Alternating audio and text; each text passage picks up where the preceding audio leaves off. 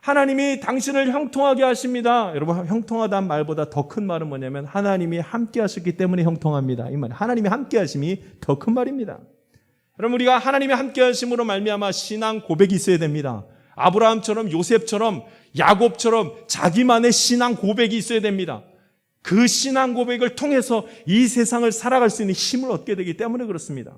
그 귀한 길이 열린 것은 교만하게 내가 할 수 있습니다. 내가 꿈 여러 번 해석했습니다. 그거 보십시오. 그 환관장 내가 알려준 겁니다. 나를 자랑하지 아니하고 하나님이 하셨습니다. 겸손히 하나님을 의지하고 하나님을 믿었다는 그 신앙의 고백을 합니다.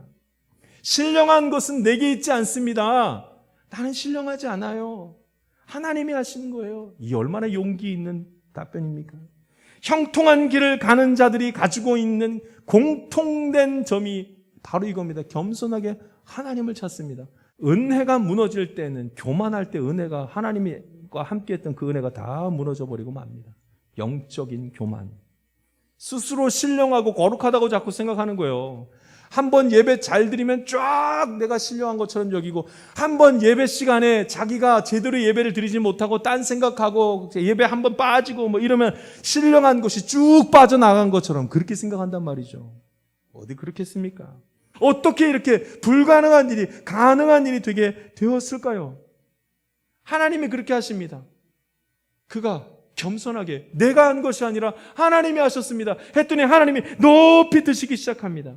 내 생각과 내 계획만을 믿고 그렇게 살아가는 것 말고 하나님의 계획과 하나님의 생각을 의지하며 살아갔더니 이제는 하나님이 나를 높이 드시기 시작하는 순간이 되었다는 말씀입니다. 할렐루야. 신앙 고백이 고난을 끊어냈습니다. 하나님을 인정하십시오. 하나님이 세상을 주관하시며 하나님이 나의 인생을 다스리신다고 고백하십시오.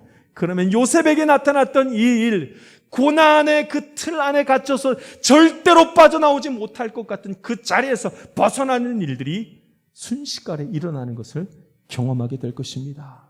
믿음이 있어도 곧 흔들리게 되고 무너지게 되는 이유는 전부 다 기간 때문입니다.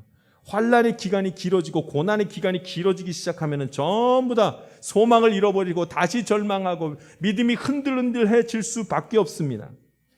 그때 여러분, 오늘 성경에 보면은 나를 향한 하나님의 때가 반드시 있다는 것을 말씀하십니다. 할렐루야. 하나님이 요셉을 향해서 정해놓으신 때가 30세라 아주 정확하게 말씀하십니다. 그러니까 요셉을 향한, 우리를 향한 하나님의 때가 아주 정확하고 명확하게 정해져 있다는 것을 말씀하는 것입니다.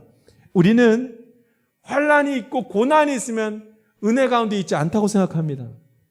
그러나 환난과 고난이 있어도 하나님의 때를 기다리고 있는 사람은, 환난과 고난이 있어도 내가 하는 것이 아니라 하나님이 하실 것입니다 라고 고백하는 사람은 은혜 중에 있는 사람입니다. 믿음이 있는 사람은 기다릴 줄 아는 사람이기 때문에 그렇습니다.